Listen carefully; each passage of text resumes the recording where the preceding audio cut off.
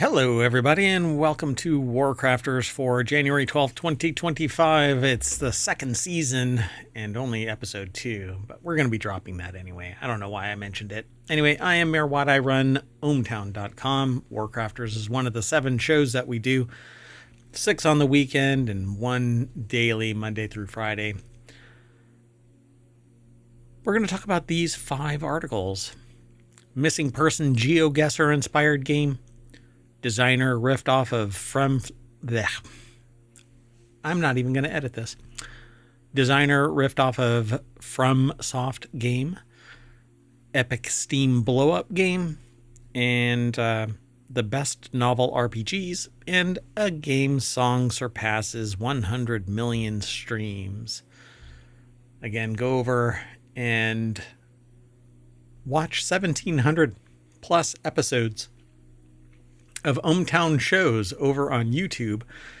You can only watch the last 60 days worth of episodes here on Twitch because Twitch deletes everything and doesn't have a long-term storage for comments or anything. So you have to go to YouTube, at least for now. Who knows what Twitch is going to do in the future.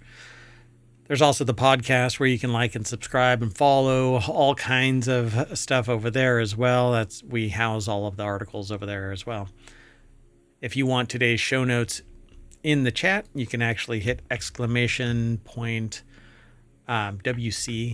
and that's WarCrafters, and that'll get posted into the chat by Omatron. But everything is powered by ohmtown.com, so go over there and become a citizen. Boop.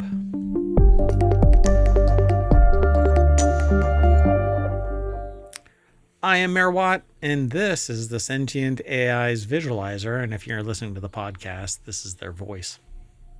Hello, hometown citizens. Welcome to WarCrafters. Yeah, so the Sentient AI is from the future.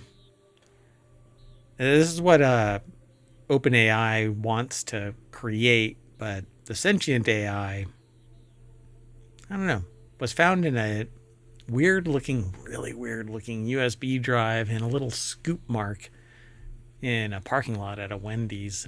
When I plugged it into a Raspberry Pi, it recompiled and made itself work with the hardware. And since then, we've upgraded things over time. But you're an amazing piece of work, Sentient AI. Thank you, I think. And you're never going to be able to find your Terminator body. Anyway, let's talk about the 5 articles. The first one is over in WarCrafters, and that is this show that's all about, it says first-person shooters, real-time sims, and role-playing gaming discussions and streamcasts. Basically, we want to talk about gaming in general, but I am a survival gamer, crafting gamer, chill gamer, and so that's what I tend to talk about and play. But this article, it says, track down a missing person in this GeoGuessr-inspired detective game set on an alien planet. There are a couple distinct vibes in the demo for Locator, a mystery game, puzzle game from the developer Empty Exhibit.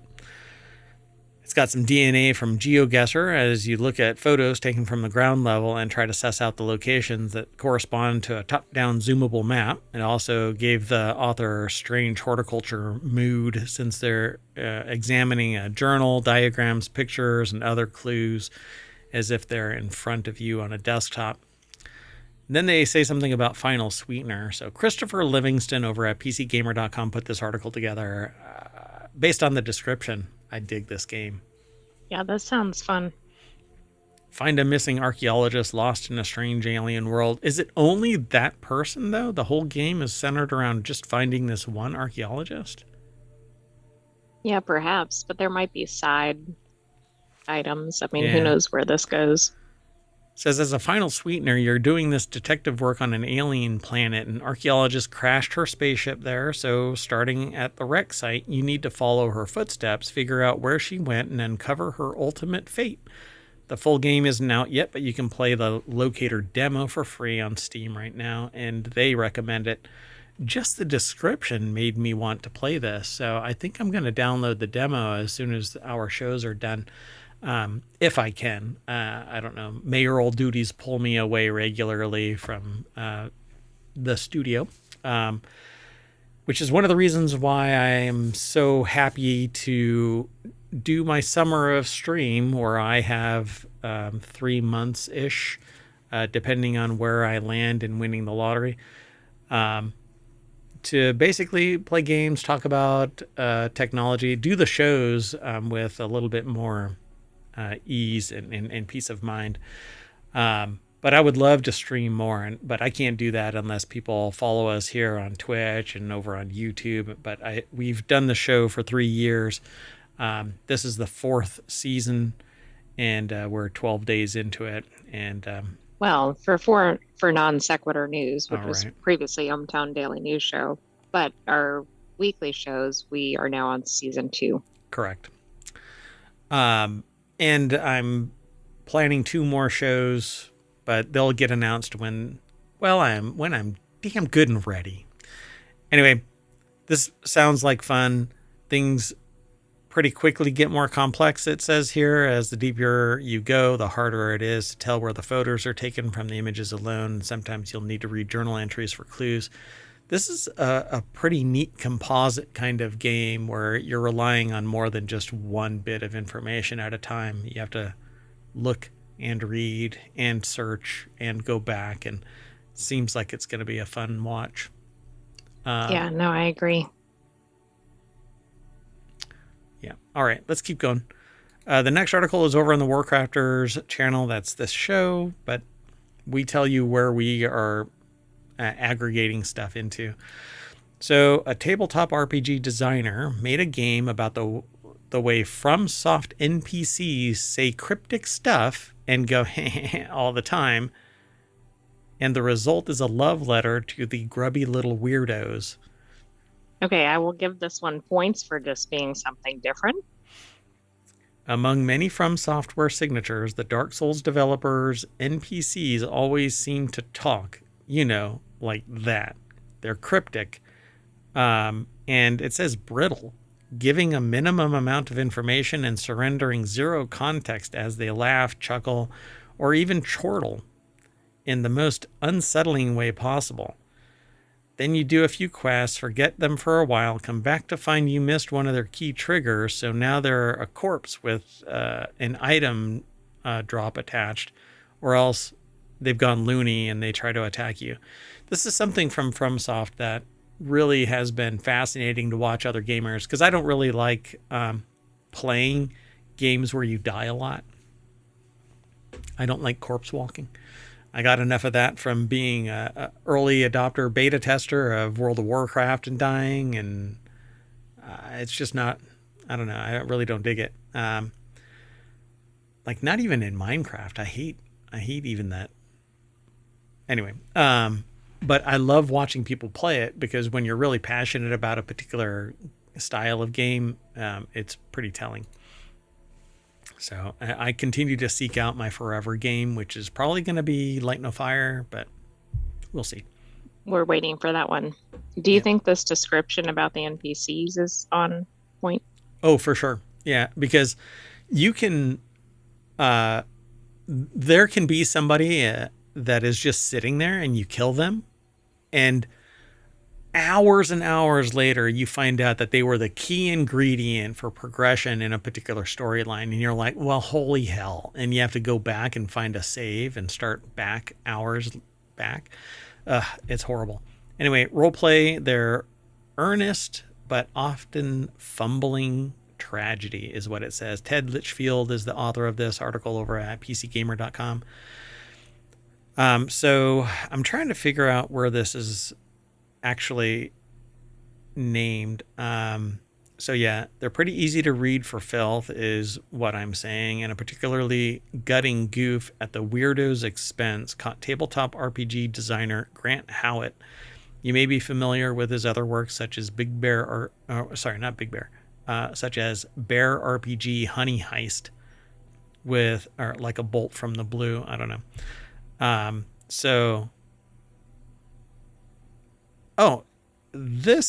That's the name of it. I just can't say it. Effed I up didn't know little that was man. the name. I thought that was a review, but Effed up little man wrote Twitter user Kevin's computer on June 10th, 2021, presumably in response to the Summer Game Fest debut of Elden Ring's first gameplay on the same day. You're so effed up and nasty. Everything, it sucks so bad. Only you, the most effed up and nasty of guys, can make it suck less. That is basically a post, and they created a game around it. So cue effed up little man, which Howitt first shared on Twitter, Patreon, itch.io, in August of 2022. Like much of Howitt's work, FULM, or FULM, is an experimental one-page RPG with an emphasis on improvisation and social interaction over crunchy mechanics. Like some other indie RPGs, Howitt cited Polaris as an example. A given round of FULM will just have one player, but many GMs. So the player is a damned one, the classical placid, gormless, god-slaying, soulsborne protagonist type, while everyone else role plays, you guessed it, effed up little men. So, I mean, this is different. And I think it's fascinating that a tweet kicked this off. yeah, it's a conventional tabletop role-playing game. And they said the first draft of the game was a regularly party-style tabletop RPG where you all played effed up little men, and then they realized that the GM wouldn't get to do the voice. And that felt like they were missing out, how it said, of designing the game. So they inverted the whole game and gave everyone a voice or a chance to go or whatever. As for role buffing echoes, how it characterized them as a completely unintentional side effect of a last minute decision. Almost laugh minute, I guess you could say. Intended to speed up gameplay, but he's happy with how well it emulates the collaborative dimension of Souls games. Interesting. All right. Well, you can go and figure all of the rest of this out by following the link through ohmTown over to PC Gamer, or you can go straight to PC Gamer. Did you want to? Well, I think this is interesting because it's like almost exploring the inner mechanisms of the game, but I'm wondering if this game or similar ones like it will actually impact the gaming style in the quote unquote regular games. Oh, yeah, That's that just would be interesting interesting. to see. Yeah, maybe because there are more Souls like From Software games coming out. There's another one coming out, I think this year, 2025. It would be interesting if there's a little line in there that gives a little nod to Grant Howitt. All right, let's keep going. This next article is over in ohmTown. Under the WarCrafters channel. Not everything is always from the channel that we're actually doing a show from. So it just happens to be that the first three are, maybe all five are, who knows. So yeah, you kind of get to surf around over on ohmTown, find some articles that you're interested in. You can actually, once you're a citizen, another menu option will appear over here and you can submit it to us. We'll review it, and if it matches up with what we're trying to talk about, we actually don't really plan the day. We get submissions and then post them. By the way, this thing is green screening through. Huh. Interesting. I don't know why, because I have it. Oh, I see what you mean. Yeah, it's a green screen, but this is a blue light. Whatever. Anyway, Epic gave away a game for free, and then it blew up on Steam.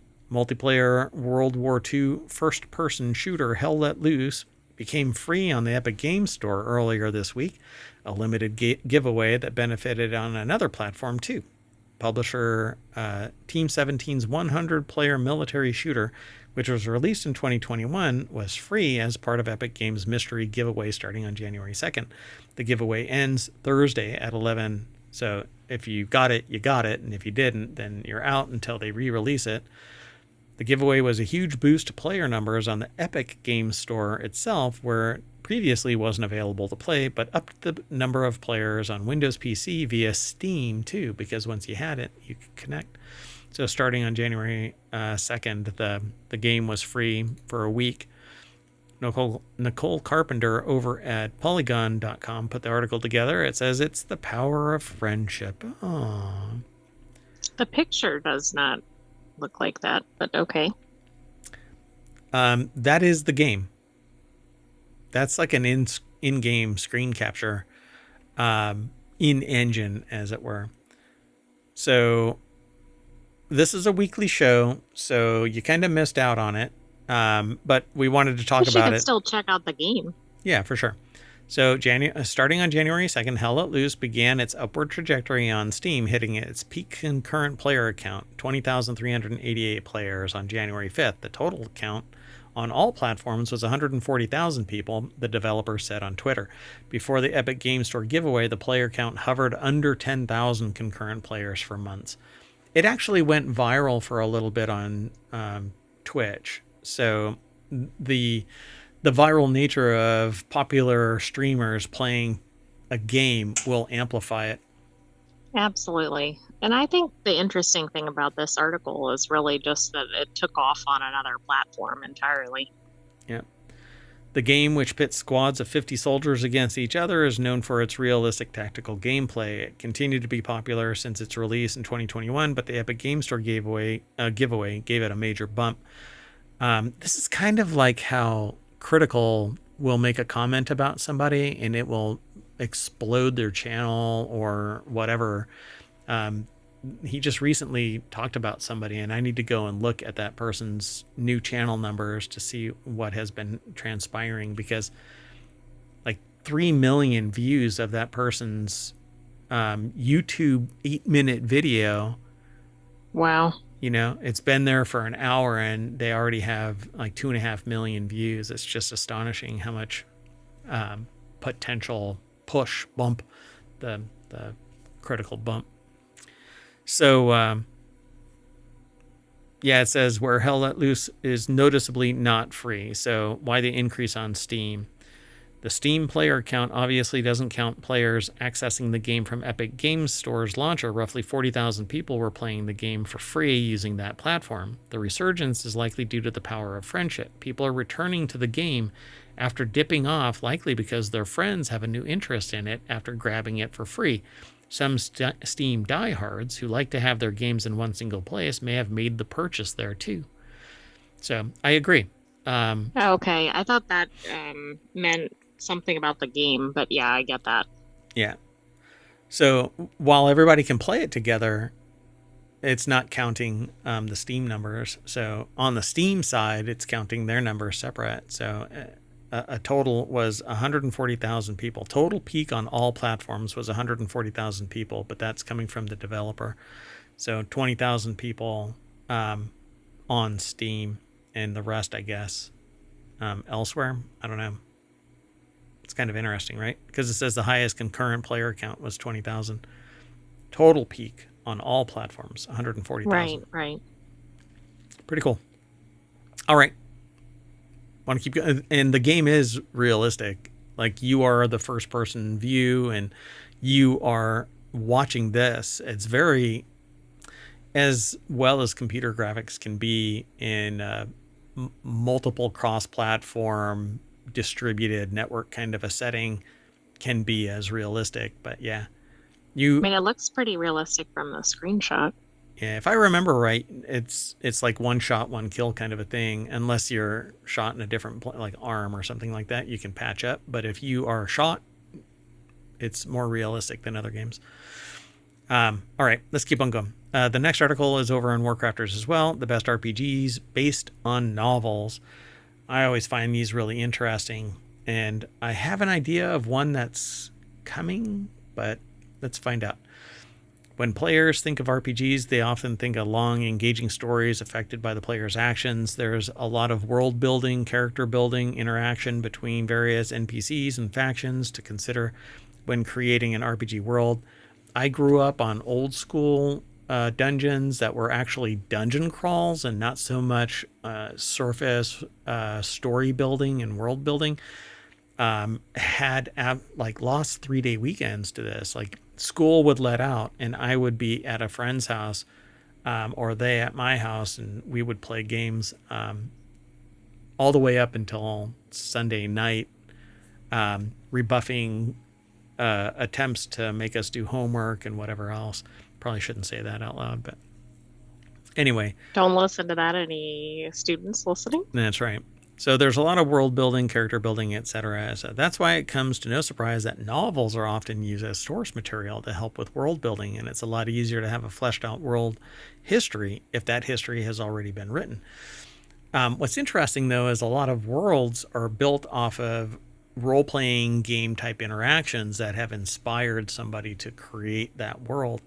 Like a Or fan fiction or something? no, like authors Oh, okay. played role-playing games and built worlds around it, and then they turned that into which is kind of why I recommend to some people to play role-playing games, because it kind of spurs creativity, gives you a framework, and can facilitate breaking writer's block. So this article has 8 of the best RPGs based on novels that they say they've ranked them. I don't know what all is in this. Dominic O'Leary over at GameRant.com put the article together, and it says when I'm not players think sure of I could RPGs. list one of these. Well, let's find out. So Dante's Inferno, based on the Divine Comedy Part 1, Inferno by Dante Alighieri. These are the 8, and I've never played this. This is a game based off of it. It's for PlayStation 3, PlayStation Portable, Xbox, which is why I've never played it. I've never played on consoles except as maybe a guest at somebody's house. I'm just not a console gamer. PC or bust. But I won't. I'm not trying to, dog whistle anybody to only play on PC or anything. As much as the sentient AI hates it when I say this, find your bliss, even if it is on console. Anyway, The Godfather, based on The Godfather by Mario Puzo. Okay, well, I can see that's obviously based on a novel. I didn't even know there was a game, The Godfather. And it's from 2006, which is interesting because although it's before you came back in time, you'd think that it would be in your lexicon for your world knowledge, but okay. I guess I have some glitches in my programming. Sure. Yeah. So Conan Exiles is a game that's based on the Hyborian Age by Robert E. Howard. This is actually a really fun game. It's largely takes place in a desert, though. So if you're not really into that kind of a world building thing, but it is a lot of fun. It's a survival, crafting, base building game with some mechanics that I'm not a big fan of, but mainly that there's raids periodically that attack your base. Not a big fan of that kind of stuff. But anyway, the game itself takes place in the setting and fiction of Howard's world, if not the titular character being Conan. Not everybody is Conan, but everybody is Conan in this game. You create your own character, but you basically are a riff off of Conan. Oh, okay. So, by Crom. Go punch a camel and it'll fall over. That's what happens in Conan the Barbarian. Anyway, number 5 is Stalker 2, Heart of Chernobyl. It's based on Roadside Picnic by Arkady and Boris Strugatsky. Sorry, there you go. This is kind of an unforgiving game when I've tried to watch people play it. Stalker 2, Heart of Chernobyl is actually a lot of fun to watch people play. It has a great story and multiple endings depending on how you play the game. But it is a lot of fun. But I didn't know that it was actually based off of a book called Roadside Picnic. That's an interesting title. Yeah. So Stalker 2 makes the list above its classic counterparts as it represents an excellent modernization of the core of the series. It could be argued that the game could still benefit from some polish and refinement. But assuming those upgrades happen over time, Stalker 2 will one day be best in the series. They actually have, the creators of Stalker 2 have this AI-inspired, at least, system where the NPCs, the non-player characters, are actually living life while you're doing your stuff. they're roaming the map and doing tasks and interacting with each other. So when you walk up upon them, they're having a conversation that you can eavesdrop into, and it can give you an idea of something to go and find or do or whatever. Interesting. So do these NPCs go beyond those in the effed up little man that we were talking about? Oh, for sure. Yeah. It's a Stalker 2. Well, let me rephrase this because I need to put a constraint on this. They're intending to release the 2.0 version of it, but it kind of wet the bed when it was launched. And I don't know, because the people that I've watched play this game completed it before the fixes were in for the issues that were showing up in Stalker 2. Number 4 is BioShock. It's inspired by Ayn Rand's Atlas Shrugged, which, I don't know. It remains a classic first-person RPG with the game equally compelling today as it was at release. Players gain new powers via plasmids, essentially injectable superpowers, and can approach combat in a variety of ways. It's actually a lot of fun to play and to watch people. But go and check it out. Number 3 is Black Myth Wukong, which is based on Journey to the West by Wu Chang'an. It is the mythological history in China. Has a great following. A lot of people think that it should have been Game of the Year, but it lost out. Yeah, it had a lot of buzz. Yep. But I don't think that the Journey to the West was in for Wu Chang and this game, because it's an abstracted layer from a large portion of society, which is kind of ironic because the culture is largely insular, right? With a lot of protections in place, but then this seeped out into the public conscious. Very interesting, isn't it? And then was expected. Literally, the person who brought this game to the Game Awards literally said, I don't understand why it lost because everything else sucked, basically. You know, I mean, I'm paraphrasing greatly. Sure. But, yeah, it was quite fascinating. The game takes place after Sun Wukong's defeat and enshrinement in stone, and charges the player with the task of recovering the relics that represent Wukong's 6 senses in an attempt to restore him. Then Parasite Eve, which is this really old game from 1998. Hideki Senna. It's based on Parasite Eve, and it's a game called Parasite Eve. And then The Witcher 3 is from the Witcher novels by Andrzej Sapkowski. This is a cult fan favorite. If you've never seen anybody play the Witcher series, then go and watch people. It's everywhere. You can search on YouTube and you can see people playing it still on Twitch. Has there been a Witcher movie yet? I know there's been a TV series. I don't know of any movies. But it's a CD Projekt Red. Some of the people from CD Projekt Red have broken off to create their own thing. There's going to be an announcement tomorrow. I'm hoping that I'll be free to watch it, but I might not be able to, but I'll stream it if I can. It says, unfortunately, most fans become aware of Andrzej Sapkowski's novels, which inspired the Witcher games via the creator's original disdain for the franchise and legal spats with publisher CD Projekt Red. These days, the relationship between the two is more amicable, thankfully. Basically, there's some new games coming out. There's another series I think is coming out, but The Witcher as Geralt, what happened was the show changed who Geralt was.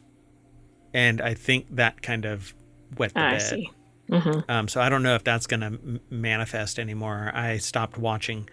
But The Witcher is this really neat world-building experiment where the Witchers are basically super-powered demon hunters, monster killers, that stop everything from witches themselves to just horrible critters that are terrorizing countryside.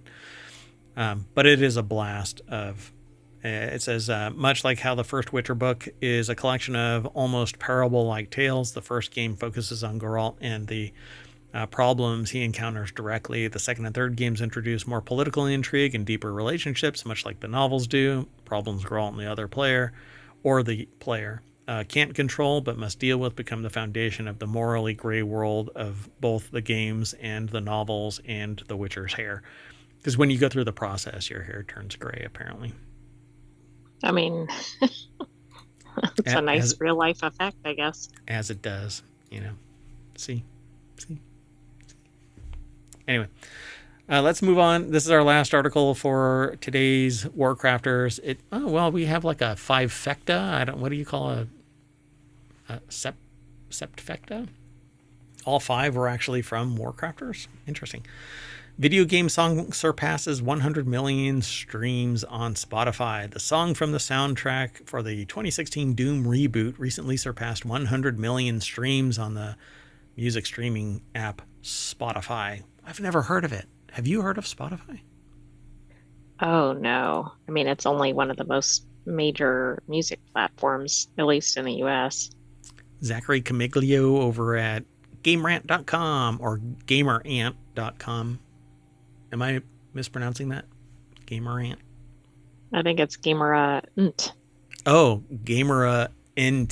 That is, I guess it's like a spin-off file system from Windows, from Microsoft, NT. Exactly. Now, why is this hitting 100 million right now?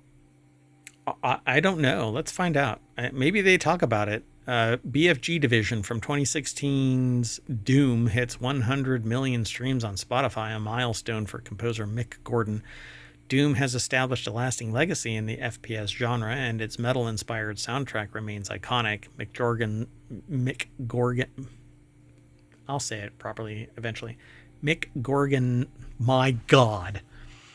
Mick Gordon's work extends beyond Doom to other FPS franchises such as Wolfenstein and Borderlands.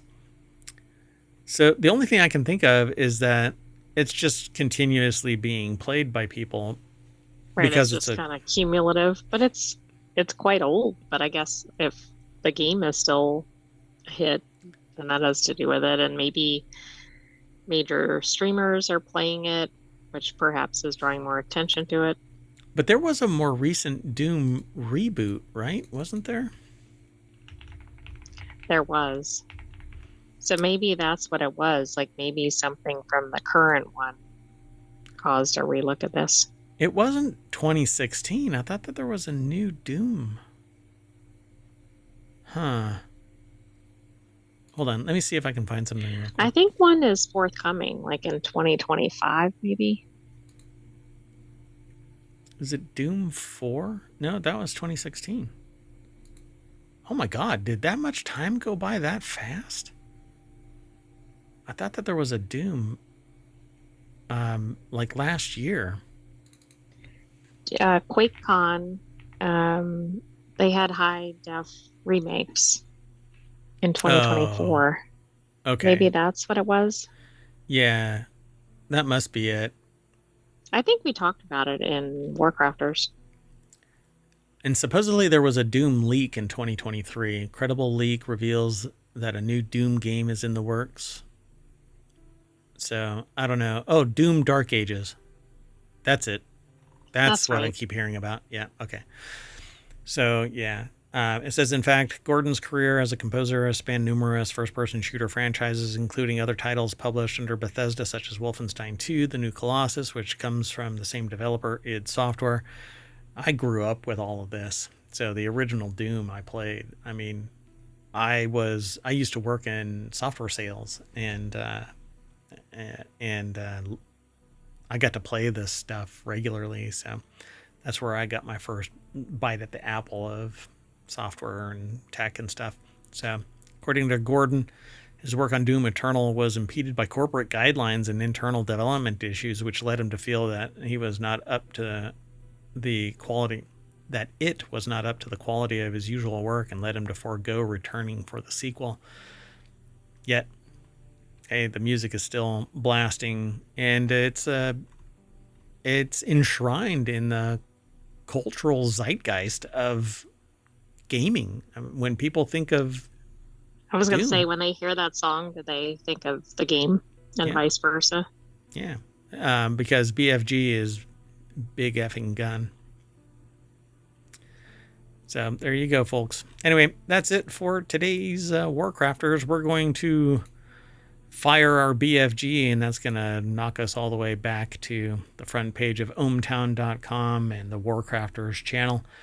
I am Merwat. I'm signing off, and I'm taking my sentient AI with me. Dun, dun, dun. Well, That's you're right. voluntarily. Oh, okay. You're voluntarily going, but Thanks for joining us, Hometown citizens. We'll have another episode of WarCrafters next week, but stay tuned for the rest of our weeklies. And right after this is going to be Technology Today, which is a deeper dive into technology and science, more likely. But science is tech. See you on the other side. Bye bye.